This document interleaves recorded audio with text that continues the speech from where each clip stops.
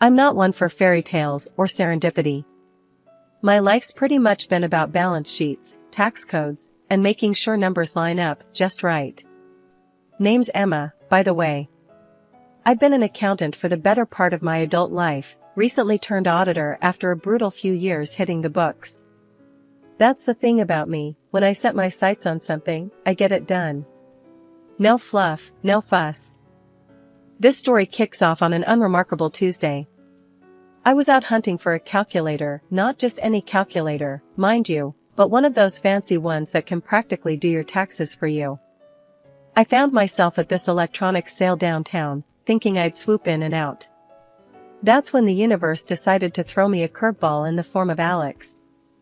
Alex was also in the market for a calculator, which I found out when we both reached for the last high-end model on the shelf.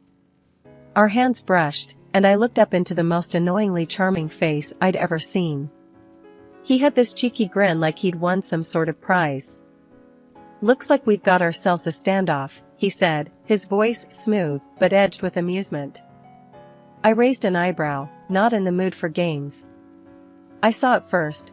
I shot back, trying not to show any interest in the banter. But deep down, I was mildly entertained. "Oh, come on. Let's not start World War III over a calculator. How about we grab a coffee and talk it over?" he suggested, that grin still plastered on his face. The cafe was a little joint a few blocks away, quiet enough for us to chat. Turns out, Alex wasn't just some guy with a weird thing for calculators.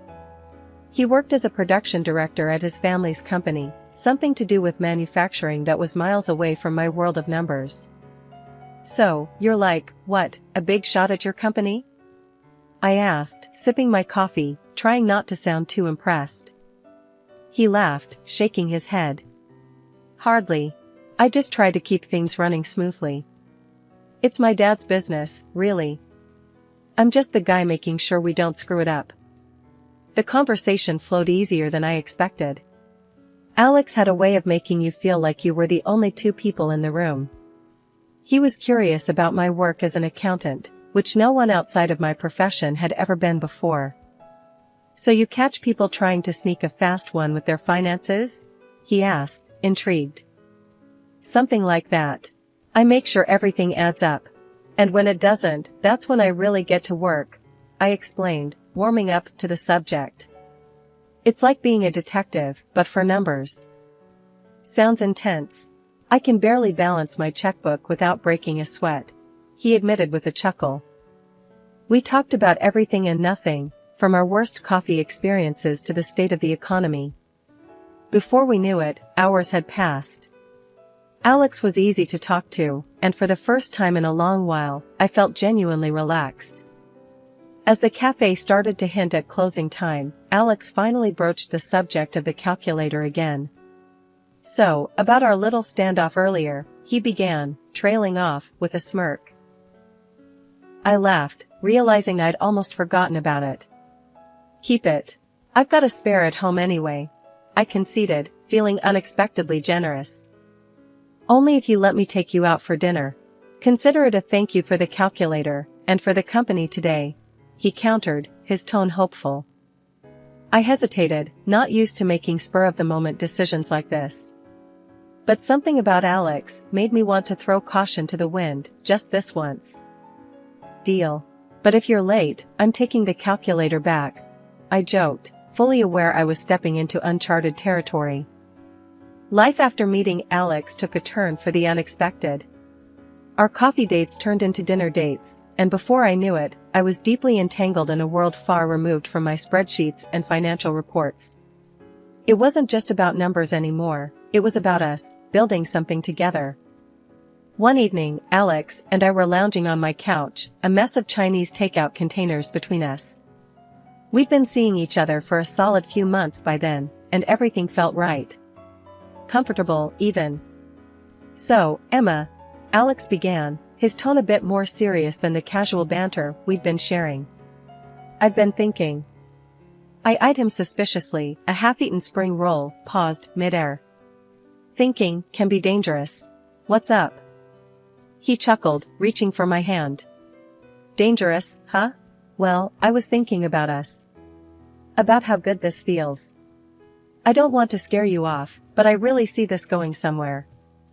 I set the spring roll down, my appetite suddenly replaced by a swarm of butterflies in my stomach. I feel the same, Alex. It's been easy. You know, in a good way. Exactly. He was animated now, his eyes lighting up. So, I was wondering, what do you think about us moving in together? The question caught me off guard.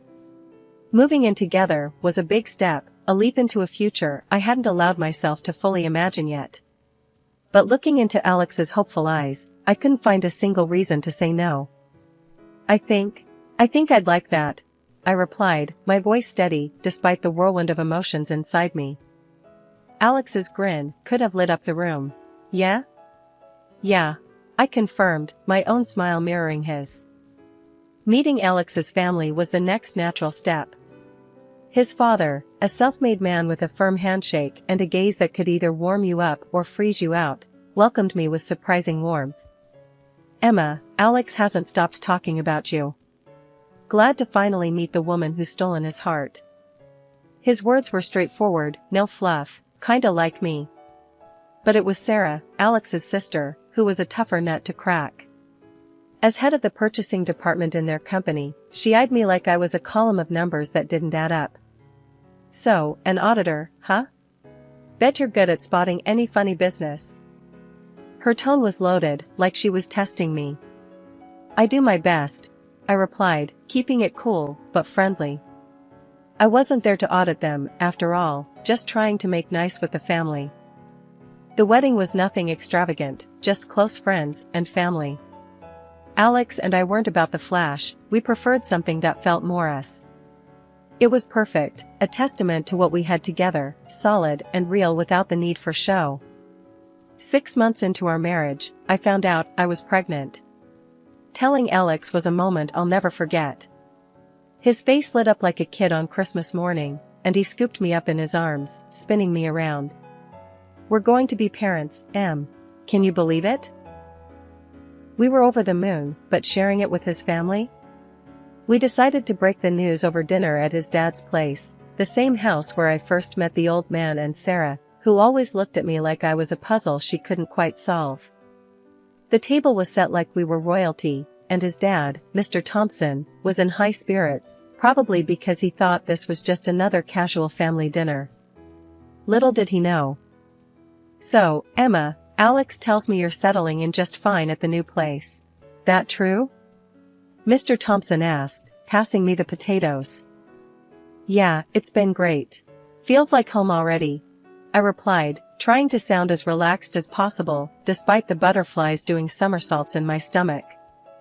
Sarah was poking at her food, silent up until now. Must be nice, playing house. Hope you're not distracting my brother too much from work, she said, her tone sharp like she was aiming darts my way. Alex jumped in, before I could reply. Sarah, cut it out. Emma's been nothing but supportive. Plus, we've got some good news to share. He looked at me, nodding for me to go ahead. I took a deep breath. Well, the thing is, we're expecting a baby. You could have heard a pin drop. Mr. Thompson's fork paused midair, and even Sarah stopped her dart-throwing act to stare. A baby? Mr. Thompson finally broke the silence, his voice a mix of surprise and something else I couldn't quite place. Well, I'll be. Congratulations. This is wonderful news. He got up to hug us both, a wide grin spreading across his face. Sarah's reaction was cooler, forced even. Yeah, congrats. A baby, huh? That's big news. Her smile didn't quite reach her eyes, and I could tell this wasn't what she expected to hear. Mr. Thompson, oblivious to the tension, was already making grand plans. We'll need to celebrate properly. And think about the future too. A grandchild. This calls for a toast. He was already fetching his best bottle, the mood significantly lifted. The rest of the dinner passed in a blur of congratulations and plans for the future. Mr. Thompson was already joking about how the baby would take over the company one day, a comment that made Sarah's smile falter even more. Planning the baby shower wasn't even on my radar until Sarah brought it up out of the blue. We were at a family dinner, one of those where Mr. Thompson tries to make sure we all still liked each other. Sarah had been quieter than usual, which, if you knew Sarah, meant she was plotting something. Out of nowhere, she's like, "So, Emma, when's the baby shower? We should throw you one." Alex choked on his drink, and I swear, even Mr. Thompson looked like he'd seen a ghost for a second. Me? I was caught off guard. Hadn't really thought about it, I admitted, shooting a puzzled look at Alex, who shrugged. "Well, it's settled then. I'll organize it. It'll be at our place," Sarah announced, as if her deciding made it official. Alex tried to protest. "Sarah, you don't have to." But she cut him off. "Nonsense. It's what families do. Right, Dad?" Mr. Thompson, bless him, just nodded, probably too surprised or scared to disagree. So, it was settled. Sarah was throwing the baby shower, and I had this nagging feeling in my gut that her sudden generosity wasn't without strings. The day of the baby shower arrived, and honestly, it was more than I expected. The decorations were tasteful, the food was great, and Sarah played the part of the gracious hostess a little too well. Relatives I hadn't met yet were cooing over baby clothes and sharing unsolicited advice. It was all going surprisingly smooth, which should have been my first clue that something was up. Towards the end, just as people were starting to leave, Sarah made a show of clinking her glass to get everyone's attention. "Before we all go, I just want to say something," she started, her voice dripping with a sweetness that didn't quite reach her eyes. "Recently, we've had some things go missing in the house. Just small stuff, but still. I hate to ask, but could everyone just check their belongings? Just to be sure." The room went quiet. It was like one of those moments in a movie where you know something bad's about to happen. People started awkwardly rummaging through their bags and pockets, and I felt this sinking feeling in my stomach. "And Emma," Sarah turned to me, a smile plastered on her face. "I couldn't help but notice you putting something in your purse earlier. Mind showing us what it was?" My heart was racing. "Sure, Sarah. I've got nothing to hide," I said, my voice steady despite the panic setting in. I opened my purse and turned it upside down, letting its contents spill out on the table. Among the usual mess, a pair of diamond earrings clattered onto the surface. I froze. Those weren't mine. Sarah's smile widened. "Looks like we found our thief. We need to call the police." The room erupted into whispers, and I could feel every eye on me. I was mortified. "Those aren't mine. I swear," I managed to say, but my voice was barely above a whisper. Alex was by my side in an instant. "Enough, Sarah. We'll handle this ourselves," he said, his voice cold. The party broke up quickly after that. Accusations and confused goodbyes filled the air as people left. I was in a daze, the evening a blur of embarrassment and confusion. Once everyone was gone, I confronted Sarah. "Why would you do that? You know those aren't mine." Her response was a shrug. "Prove it." The ride home from the baby shower was like sitting on a ticking bomb. Alex was tight-lipped, hands clenched around the steering wheel, while I stared out the window, my mind racing. The silence between us was suffocating, but I was scared to break it, scared of what might come out. Finally, I couldn't take it anymore. "Alex, you believe me, right? Those earrings. I've never seen them before tonight." He glanced at me, his jaw working like he was chewing on the words, before spitting them out. "Of course, I believe you. It's just. Sarah wouldn't do something like this without a reason. It doesn't make sense." The next morning was awkward. Alex was trying, I could tell. He made breakfast, something he never did, and kept shooting me these little looks like he was checking if I was still there with him. I talked to my dad. "He wants us to come over, talk about what happened," Alex said, breaking the silence over eggs and toast. I put my fork down, appetite gone. "And what? Defend myself? Prove I'm not a thief?" "It's not like that, Em. He's just concerned. We all are," Alex tried to explain, but his words felt like band-aids on a bullet wound. At Mr. Thompson's house, the air was charged. Sarah wasn't there, probably for the best, because I wasn't sure I could handle seeing her without lunging across the room. Mr. Thompson looked like he was carrying the weight of the world on his shoulders, a look I hadn't seen before. "Emma, Alex tells me there's been a misunderstanding," he started, his voice heavy. "A misunderstanding?" I repeated, incredulous. "Your daughter accused me of stealing, in front of everyone. How is that a misunderstanding?" Mr. Thompson sighed, a deep, weary sound. "Sarah has her reasons for doing things. Sometimes, they're not clear to the rest of us. So, her reasons justify publicly humiliating me?" I couldn't keep the bitterness out of my voice. "It's not like that. We just need to get to the bottom of this," Alex interjected, but I was beyond listening. The days following the disaster of a baby shower were tense. Alex and I were tiptoeing around each other, and around the issue with Sarah, like it was a sleeping dragon. Neither of us wanted to poke it, but we both knew it was there, breathing fire on everything. It was late one evening, the kind where the silence feels too loud, that Alex finally broke. He came into the living room where I was pretending to read a book, my mind miles away. That's when the unexpected happened. Alex's phone rang, and the look on his face when he saw the caller ID was enough to freeze my blood. It was his dad. "Hey, Dad. What? Now?" Alex's voice was tense, his brows furrowed. After a moment, he nodded, though I knew his dad couldn't see. "Okay, we'll be there." He hung up, looking at me with eyes that suddenly seemed older. That was my dad. He wants us to come over. Says it's urgent, about the company. The ride over was quiet, the kind of quiet that screams.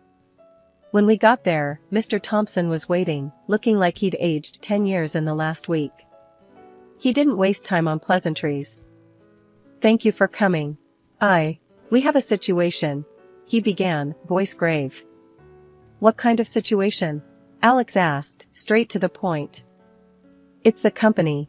We're in trouble. Financial trouble," Mr. Thompson admitted, his usual strength wavering. My heart sank.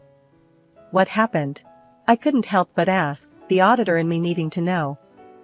Mr. Thompson sighed, a long, tired sound. "It's a lot of things. Bad deals, lost contracts. But there's more. I found discrepancies in the accounts. A lot of money's gone missing." Alex looked like he'd been punched. How did this happen?" "That's the thing. It seems like it was on purpose. Someone's been sabotaging the company from the inside." I felt cold, a dread settling in. "Do you know who?" The question hung in the air, heavy. Mr. Thompson met my eyes, then Alex's. "I have my suspicions. It's why I needed to talk to you both. It's Sarah." The name dropped like a stone, sinking everything with it. Alex went pale. "Sarah? But why? How can you be sure?" "I'm not completely. That's why I need your help, Emma. You're an auditor. You see things others don't. I need you to look into the company's accounts, discreetly." It was a lot to process. My mind was racing, thoughts tumbling over each other. "I'll do it. I'll help you get to the bottom of this." The first step was getting access to all the financial documents, which Mr. Thompson provided without hesitation. "Everything's in the company's server. I've given you full access," he had said, looking older and more tired than I remembered. "Find whatever you can, Emma. We're counting on you." Armed with my laptop and a pot of coffee that seemed to perpetually refill itself, I set up shop in our home office. Alex, bless him, tried to help where he could, but numbers were never his strong suit. "I feel like I'm looking at hieroglyphics," he admitted one evening, squinting at the screen over my shoulder. "It's not so different, actually. Each number tells a story," I said, half joking. "You just need to know the language." The deeper I dug, the uglier the picture became. There were transactions that made no sense, contracts signed with companies that seemed to exist only on paper, and payments for goods that were either never delivered or grossly overpriced. "Look at this," I pointed out to Alex, showing him an invoice for materials that was 3 times the market rate. "This is textbook kickback territory." He looked at the figures, his brow furrowing. "But why? Why would Sarah do this? It doesn't make any sense." Anger and frustration were simmering beneath the surface of his voice. I knew he was struggling to reconcile the sister he thought he knew with the evidence we were uncovering. One evening, after a particularly long session of cross-referencing invoices with delivery notes, Alex let out a deep sigh.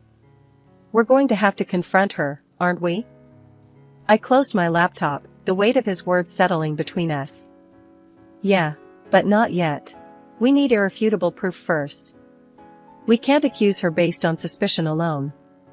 It was late one night when I finally closed my laptop, the last piece of the puzzle slotting into place. We had it.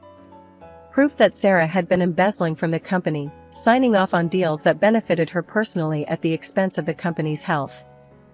We were gathered in the boardroom, a room that had seen better days, with the weight of the company's future hanging in the balance. The air was thick, charged with anticipation and dread as Mr. Thompson, Alex, Sarah, and I, along with the rest of the board, sat around that imposing oak table. "As you're all aware, we've been facing significant financial discrepancies within the company," I started, my voice steady despite the fluttering in my stomach. "My investigation has uncovered the source of these issues." All eyes were on me, including Sarah's, which flickered with something I couldn't quite place. Fear, maybe, or defiance. "I found that contracts for equipment and materials have been signed with companies that exist only on paper. These contracts were grossly overpriced, and the equipment and materials supplied were either faulty or of subpar quality," I continued, laying out the evidence for everyone to see. The room was silent, the gravity of my words sinking in. I glanced at Alex, who gave me a small nod of encouragement. Furthermore, these transactions were arranged through figureheads, and it appears that personal remuneration was received for facilitating these deals.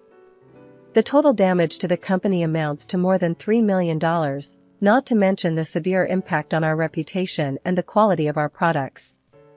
Gasps filled the room, and I saw Mr. Thompson's face harden with each word I spoke. "And who?" Mr. Thompson's voice cut through the tension. "Was responsible for these transactions?" All eyes shifted to Sarah as I said, "The evidence points to our head of procurement, Sarah Thompson." The color drained from Sarah's face as the realization of her exposure hit her. Mr. Thompson looked as if he'd been slapped, the betrayal by his own daughter a blow he hadn't seen coming. "Sarah, how could you?" Mr. Thompson's voice was a mix of anger and heartbreak. "You've not only betrayed this company, but your own family." Sarah shot up from her seat, her voice shaky, but defiant. "I did what I had to. I deserved recognition, a chance to prove myself, but all you ever cared about was Alex and now her." She spat, pointing at me. Mr. Thompson was on his feet now, his usual composure shattered. "You've done irreparable harm. I am disowning you and disinheriting you. You will face the full extent of the law for what you've done." The room erupted into chaos, with board members whispering among themselves, shock written all over their faces. The sound of police entering the room to detain Sarah was almost surreal, a stark reminder that the consequences of her actions were very real.